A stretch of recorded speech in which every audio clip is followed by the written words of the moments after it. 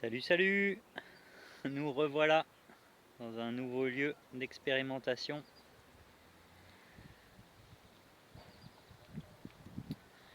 On vient de mettre en place nos premières lignes inspirées de l'agroforesterie syntropique.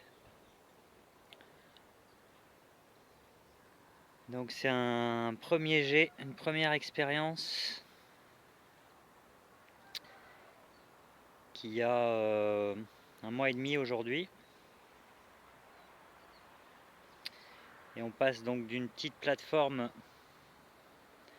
qui ressemble à ça, avec essentiellement ce mimosa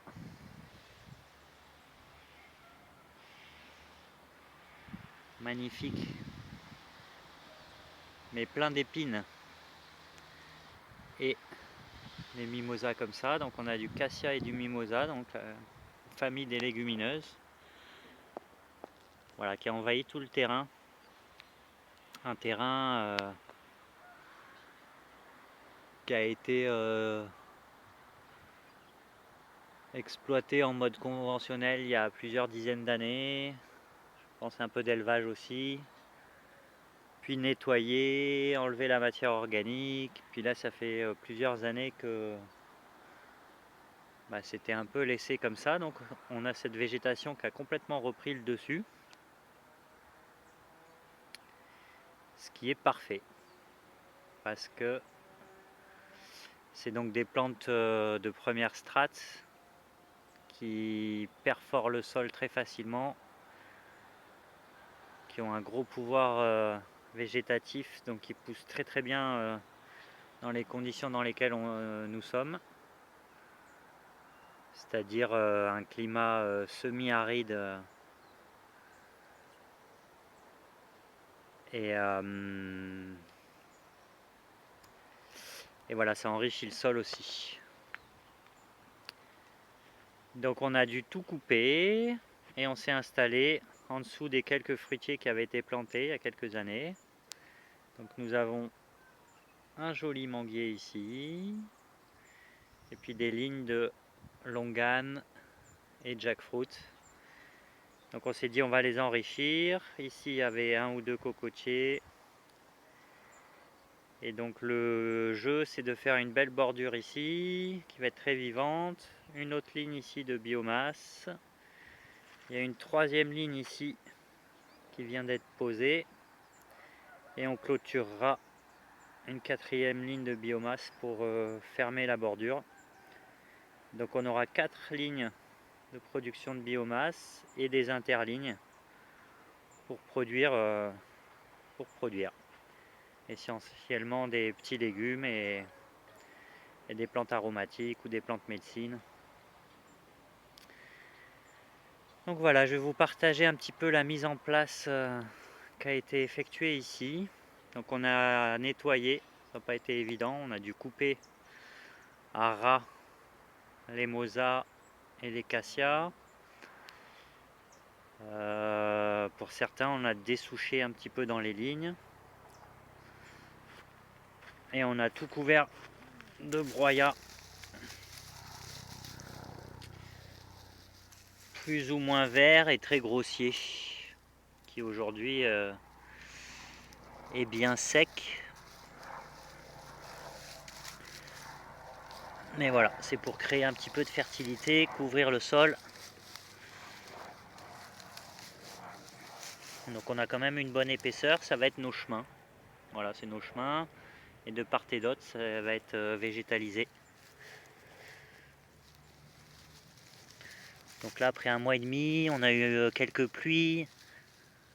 Le cyclone qui vient juste de passer. Donc c'est bien humide. Et ça commence tout juste à se décomposer.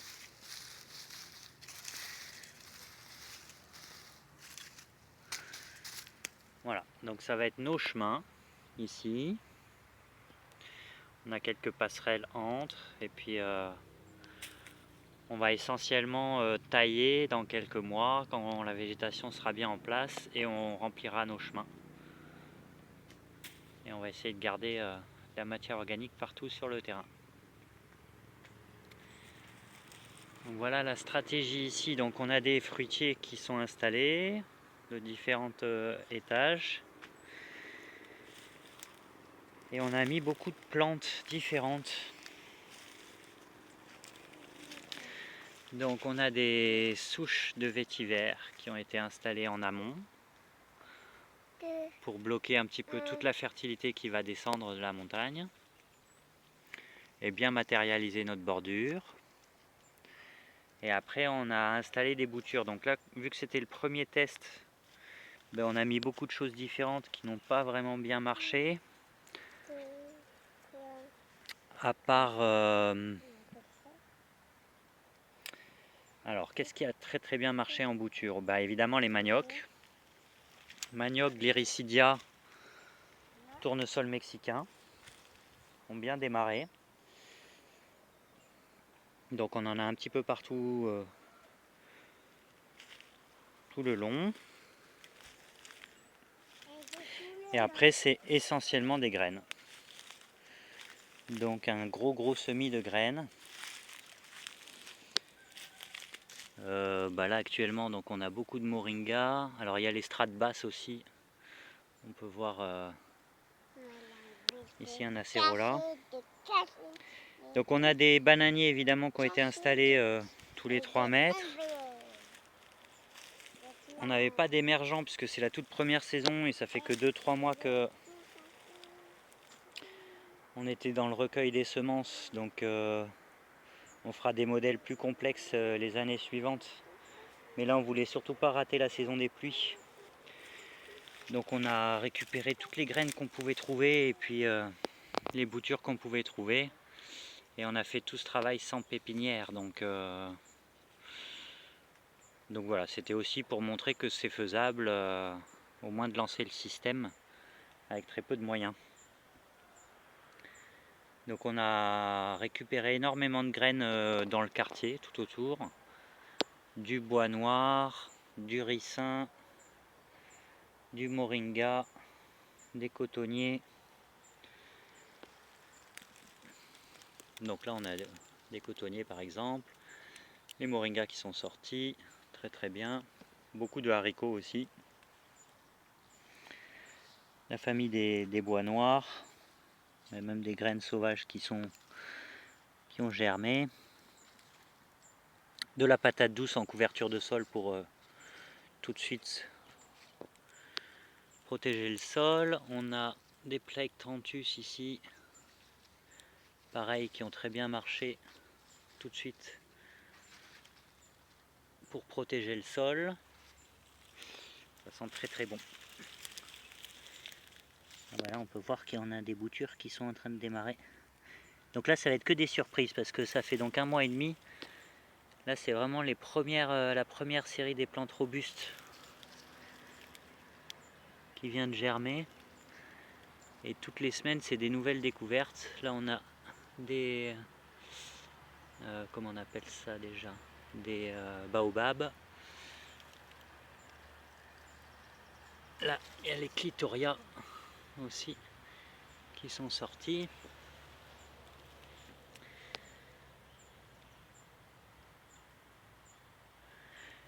Donc c'est assez satisfaisant dans le sens où on a quand même une belle diversité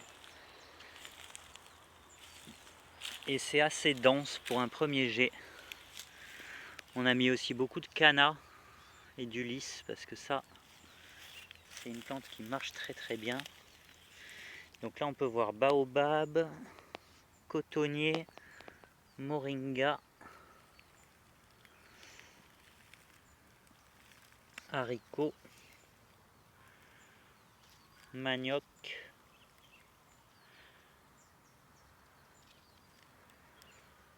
lui je sais même plus ce que c'est.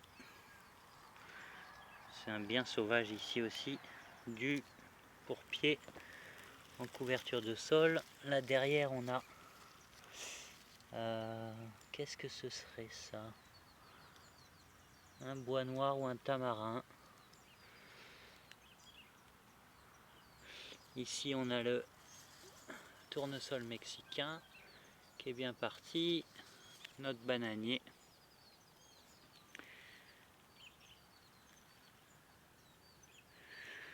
Ouais, c'est superbe. Beaucoup de coléus aussi, toute la famille des Plectranthus. Là on a encore un différent qui marche très bien en bouture qui repart tout de suite.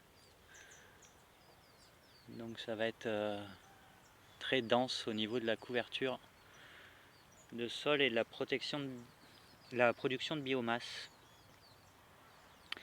Et là c'est donc la première série qui est sortie et il y a encore beaucoup de graines en dormance qui ne sont pas sorties, qui n'ont pas levé, mais qui viendront je pense avec le temps. Donc il y a des margoses que je n'ai pas vues encore, et beaucoup de papayers aussi qui sont pas vraiment sortis, quelques-uns seulement. Qu'est-ce qu'il y a d'autre qui n'est pas sorti encore? On veut demander une mangue très grosse. Une mangue très grosse, ouais, bientôt. Mais ça, il faut patienter, les mangues très grosses. D'accord? Et voilà, donc au pied des cocotiers, ici on a encore un acérola, des bananiers, un jaboticaba. On peut voir des gliricidia qui sortent. C'est un mélange de graines et de boutures, donc du coup on a un bel assortiment. Et ici c'est nos productions. Donc là c'est essentiellement aussi du semi-direct. Donc on a du ricin qui est très bien sorti aussi. Des sabdarifa, de la citrouille.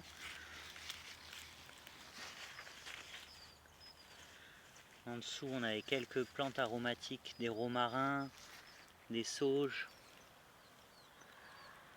des haricots, de la moutarde, de l'orthosiphon. Là c'est plus une bande d'aromatique médecine. On a l'assistasia aussi, qui est magnifique, qui est en train de s'installer partout, et ça c'est très bien. Parce qu'en couverture de sol, elle va être superbe, et c'est une comestible incroyable. Donc ça va vraiment être nos petites salades de tous les jours. Voilà. Donc on continue un petit peu, les citrouilles commencent à envahir le chemin, ce qui est très bien, ça va nous permettre de connecter les lignes.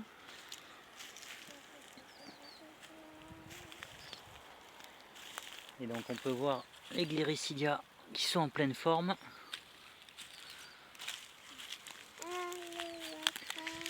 Là on en a encore une bien sauvage qu'on affectionne particulièrement. Ah ben voilà, je l'avais pas vu encore, c'est les premières qui sortent.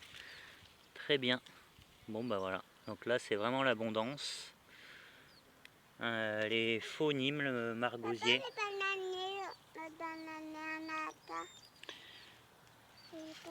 On a elle aussi qu'on consomme très bien. Ouais, c'est la zébrina. Exactement. Ça se mange, on va la manger aussi. Donc c'est bien, c'est très dense, le sol a disparu. Et on va juste attendre que ça s'installe bien. Donc au niveau de l'arrosage, ben on a posé des tuyaux pendant 48 heures. Ouais, 48 heures dans le sol. Ouais, c'est tout mou. Pour imbiber absolument le sol. Et maintenant on n'arrosera plus du tout. Voilà, et pour les dernières lignes, ben, on n'a pas arrosé parce qu'il y avait le cyclone. Et on a eu près de 150 mm d'eau, donc ça suffira pour faire démarrer le système. Là c'est les bananiers qui avaient été plantés à l'envers.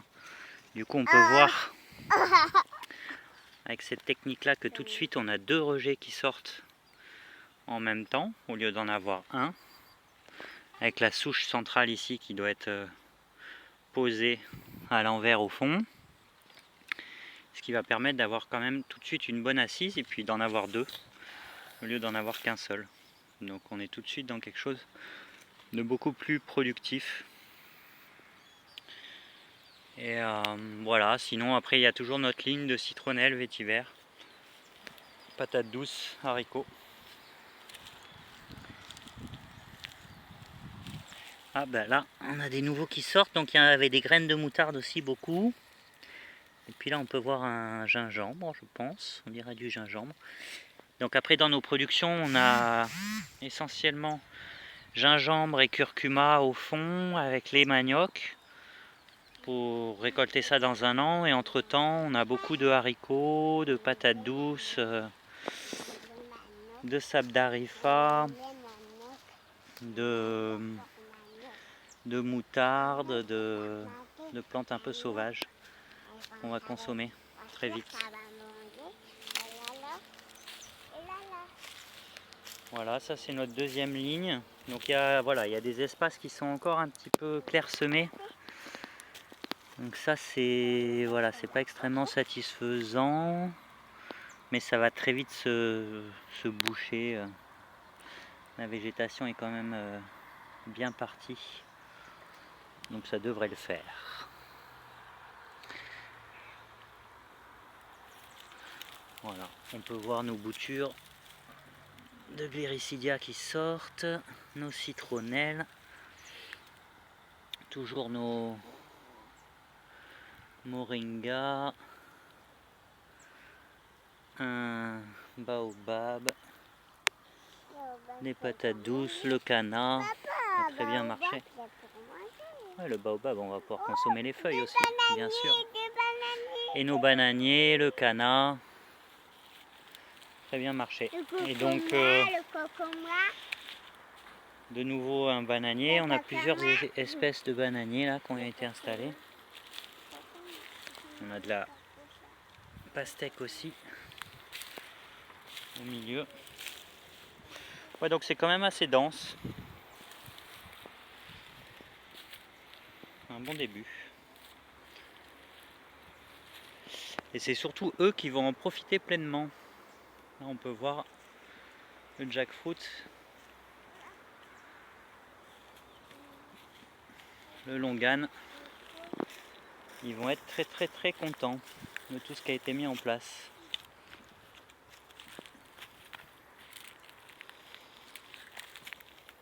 Papa, j'ai envie de manger mes mangues.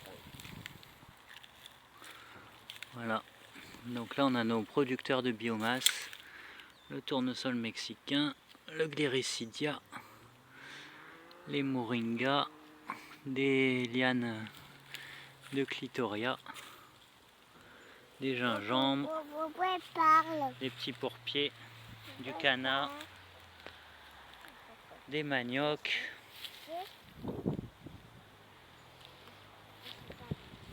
C'est pas bon.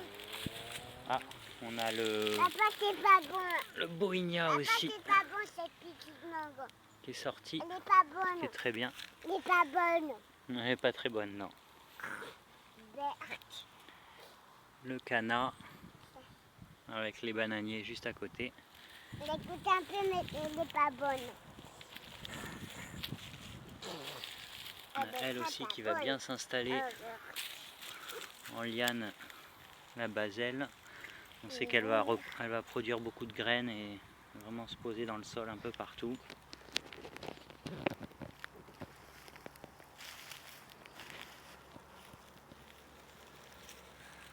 Donc l'idée c'est de mettre des plantes sauvages, envahissantes et si possible comestibles.